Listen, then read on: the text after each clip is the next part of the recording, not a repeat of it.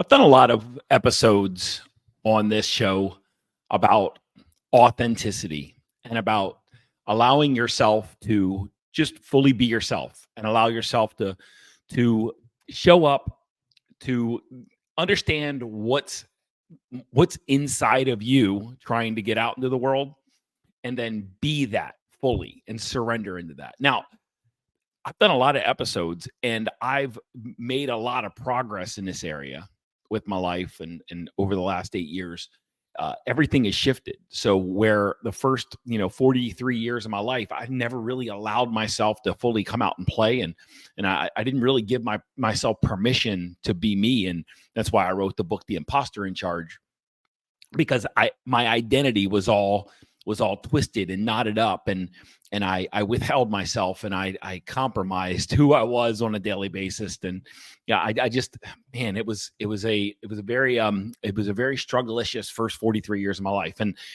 And I've made a lot of progress, but I still have a lot of work to do in this area. And today I want to talk about what that thing that the most recent thing that I've allowed to come out of my soul, to come out of my heart, and to really make an impact in the world. Last week, we had Inner Wealth. My business is Inner Wealth Global, and the Inner Wealth Mastermind is our exclusive family of typically entrepreneurs, business owners, driven professionals, people that are they own their own circumstances. They make their own decisions, they call their own shots, and they're creating time freedom, they're creating financial freedom, and they're creating freedom, internal freedom, spiritual freedom. And this is the work that we do together. We had our retreat in Gatlinburg, Tennessee, and every 6 months or so, we just get away and we go and get a multi-million-dollar mansion, and we rent it for the week, and we all get together and we all jam together, and it's a lot of fun. And we've been to Denver, Colorado, we've been to Sedona, Arizona, we've been to San Antonio, Texas, we've been to now Gatlinburg, we've been to Miami. The last retreat was at Miami, and this one was in Gatlinburg. But we have a lot of fun together, and we do a lot of really, really deep work together. And it's a very magical time. It's a very mystical time together. And that's the thing that I've allowed to come out and play. If you haven't been to one of my live events, and what I mean by that is an intensive workshop, an in-person intensive workshop, or a retreat of mine, you might not fully know the work that I do with people. I actively lead guided meditations in these my live workshops. And typically over the course of 2 days, whether it be a retreat or an intensive, and the difference is with a retreat, that's my mastermind, our mastermind getting together, and an intensive, it's open to the public, and people can come, and people have come from around from coast to coast, from the country, from the US, come to, so far, nobody's come from an international, but come to a workshop. We've had these workshops in St. Louis and New Orleans so far, but they come to the workshop, and I'll start to do some mindfulness work with them. And what I do is I'll get them into a seated or even a position where they're laying down, and I'll start to guide them into meditation, getting them inside of their body, getting them inside of themselves to really understand exactly what's happening in their mind and body.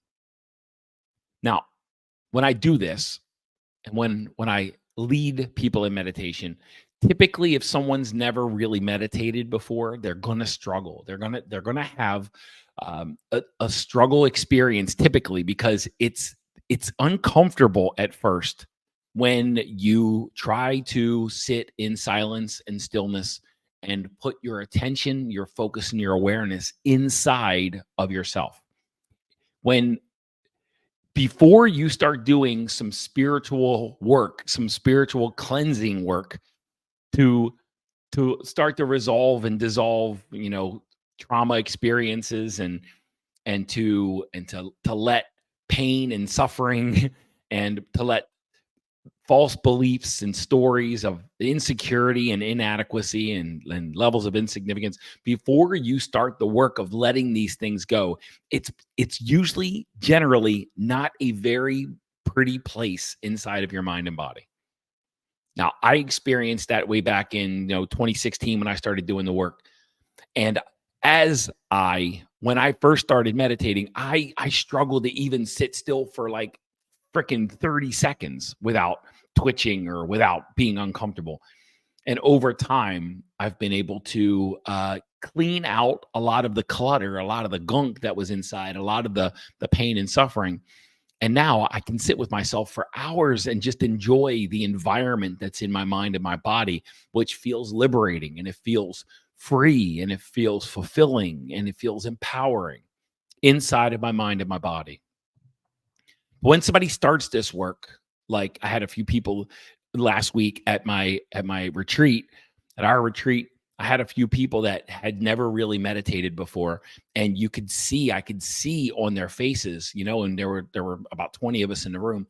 I can see on their faces and I can see by their twitching, and they started to, maybe scratch they had at that moment, when I put them into meditation, they had to scratch or they had to cough or their body was fighting just sitting in silence and stillness. And this is typical when you start a new meditation practice. Your body is not used to sitting in silence and stillness without looking for a distraction of some sort. And in this case, when I put people into meditation and they're not used to it, they start to twitch and they start to shake, and you can see the discomfort in their body. Like sitting with themselves for even a minute is very, very uncomfortable for them. And by doing this and by practicing silence and stillness and getting your awareness inside of your mind and body, things inside of you start to rearrange themselves and you start to shift your level of consciousness. And as you let go of the pain of the past, as you let go of the painful beliefs and thoughts and emotions and disempowering stories that you have inside of you, and when you let go of the disempowered emotion of experiences from your past, beauty starts to take over. And beauty and these a higher feeling state, a higher emotion starts to take its place. And this is the benefit and the power of meditation is you clean out the internal clutter and you allow more beautiful energies to flow into you. Now, it sounds woo-woo as fuck, but this shit works.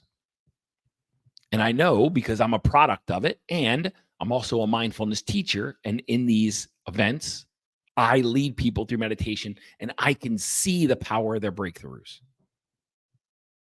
Oftentimes at these meditations, when I start to do something called shadow work, which is get them to experience a feeling and an emotion that they've been running from their whole life, and I invite them and I get them connected to it so that they can finally feel it, because what you feel heals, and what you pretend doesn't exist, what you fight, these things, what you try to um, repress and suppress and escape, when you push these emotions, when you try to ignore the pain that's inside of you, it remains.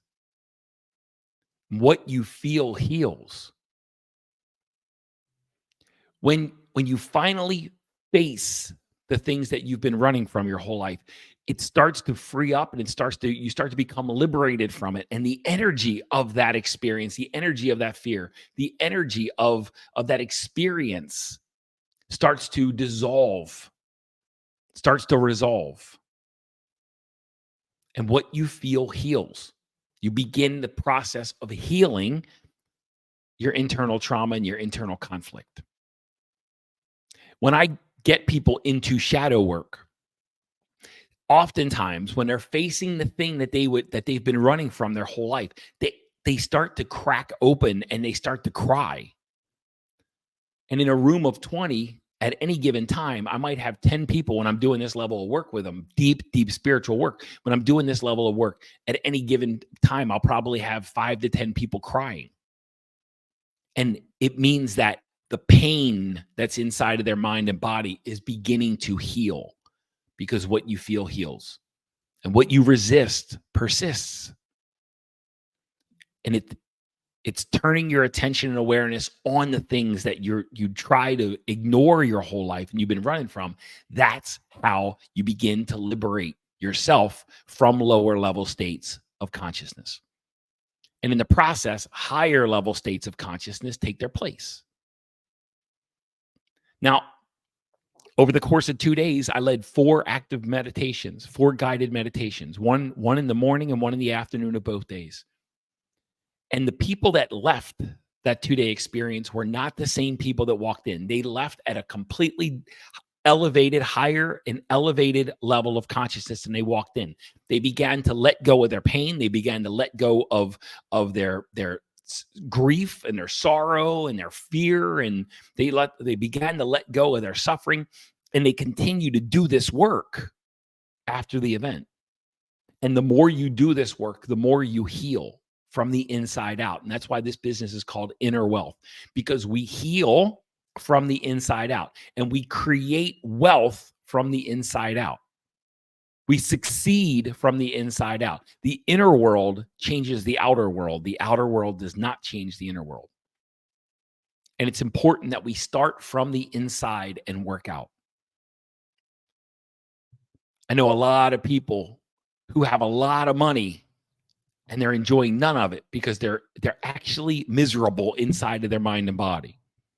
But when we set out to clean out the clutter that's inside, then we can not only make more money, but we can enjoy it instead of continuing with our miserable insides. And a lot of people, they try to create wealth in the external world to resolve internal conflicts and internal money beliefs and money fears. And they try to rearrange their external world to change the internal environment. And it doesn't work. Nothing outside of you can fix a conflict that's going on inside of you. And these conflicts are insecurity, inadequacy, and insignificance. When we begin to do this deep work, when we begin to get inside of our consciousness, when we begin to get inside of our mind and our body, we literally start to let go of the pain and the punishment and the struggle, the stress that's been eating you alive and keeping you in survival mode your whole life. But it's uncomfortable to start because you need to take your attention and awareness and put it somewhere where you've probably been trying to avoid it your whole life, inside. And that's where the gold mine is. When I started this episode, I said it's going to be about authenticity because I want to tell you about my journey. For many years in coaching, I wouldn't lead meditation. I talked about meditation, but I didn't do anything with my students to help them meditate.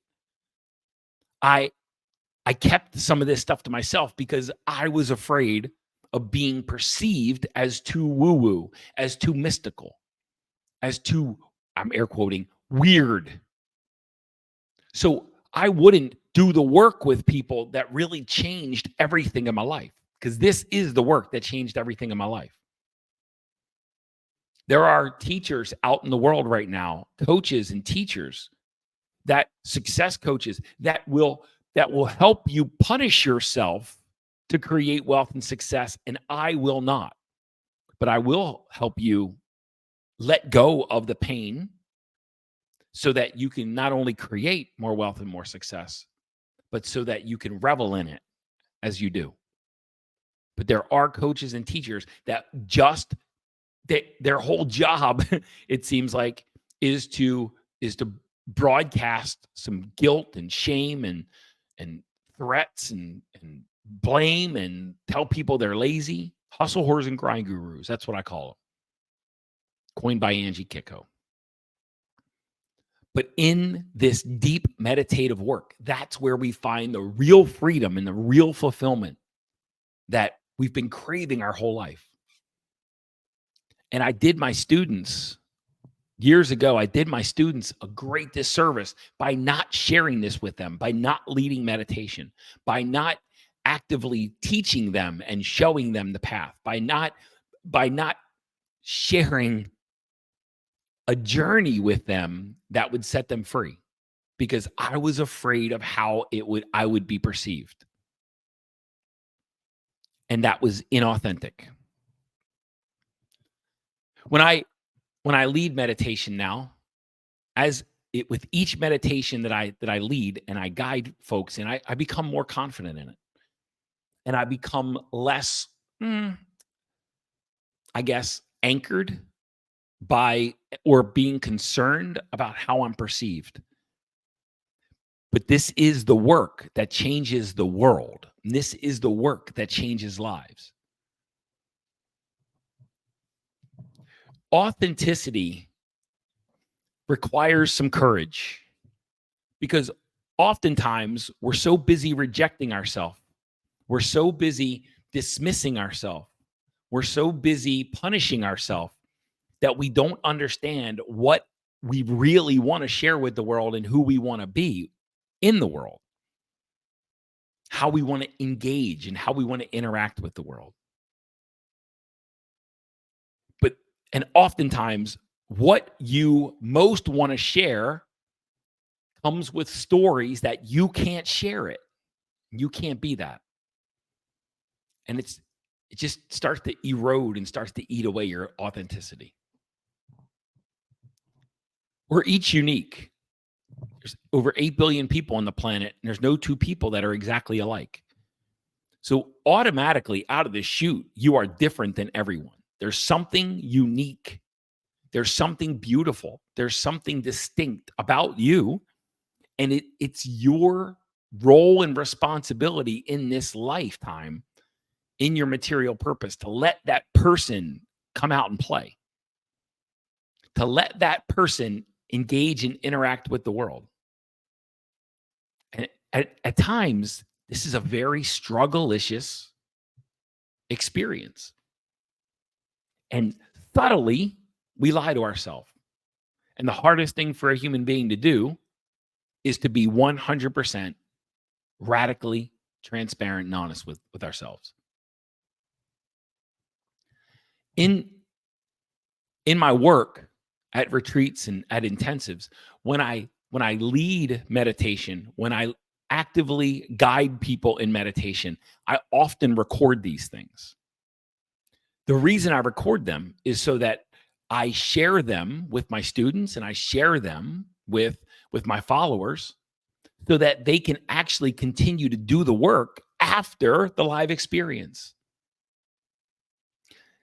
There was a time where I was doing meditation, but I wasn't sharing it with anybody.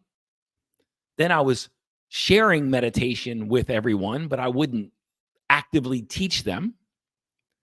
And I wouldn't record them, even though some of my students back then started asking me to record them and to publish them. I wouldn't because and it took another level of courage that I didn't possess at that moment. And now not only do I share meditation, but I lead meditation. I record my meditations and I publish my meditations so that everybody can get the benefit of the work that I do and of tools and techniques that will change your entire life in every circumstance. Authenticity is about letting every piece of you come out and play, even if other people think it's weird. And the only reason that this ego of mine thinks that it's weird is too weird to share is because early on in my journey, I thought this was all too weird to do. And they were just stories. And what I've witnessed, what I've experienced over the last few years is the more of myself, my authentic, my powerful, the authenticity, the more I share it with the world, the more the world embraces me and accepts me, not rejects me. when I was leading and guiding meditation and I saw all these people in the room crying from letting go of past pain, letting go from suffering, letting go of suffering, letting go of inner torment and struggle and conflict, starting to let it go. And then I brought them to a place where I started to ask them and invite them to allow higher level feelings and higher level emotions come into their minds and their bodies, like stories, news stories like I am valuable, I am worthy, I am successful, I am loving, I am loved, I am I am significant. I have nothing to prove to anyone. When I started in allowing them or asking them to invite themselves and giving them permission to get into that space, they started crying out of joy. Not only were they letting go of the pain that they've endured, that they've held on to and been running from, now they started replacing that pain with freedom. And that took the emotion in the room to a whole different level. And then we did some release work where we actively sought out the pain and we began to release it like shadow work. And I teach something called soul sciences, where it's human design and gene keys and some natal astrology. You heard Ashley Mae Fernandez on an episode recently. This is all really woo, really weird, really mystical stuff, or so I thought. The more I share it with the world, the better the world gets, and the more my people, my students, my clients, my allies, the more they evolve and the more they grow, and the more their circumstances change. And all I have to do is just be authentic and just be honest with who I am, with what I love, and what I want to share with the world. And withholding any of that is not only doing them a disservice, it's doing myself a disservice. There's something inside of you right now that wants to come out and play. What is it? There's something inside of you that's looking to be created, that's looking to be unleashed, that's looking to be invented. What is it? And why won't you let it come out and play? Why won't you allow yourself to experience the full essence of who you desire to be at a deep level? And what will it take for you to finally give yourself permission to be all of you instead of only parts of you? This is the work that will free your soul. But we've got to let go of the pain of the past. We've got to let go of attachment to what should be.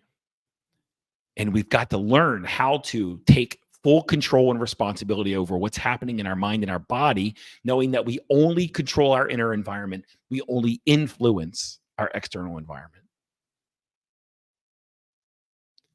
Guys, these meditations are powerful and impactful. And I've put together a package of them. It's been available on my website for some time. But if you go to innerwealthglobal.com, you can access this package. And every time I publish a new meditation, I throw it in that package and it just continues to grow, continues to build. If you go to my website, innerwealthglobal.com, you can purchase that package. And as I publish and produce more meditations, it'll continue to grow. And you'll continue to get more tools and more techniques that'll set you free and rearrange your circumstances. And it's a privilege and honor for me to create these and record them and share them with you, because this is the work that works.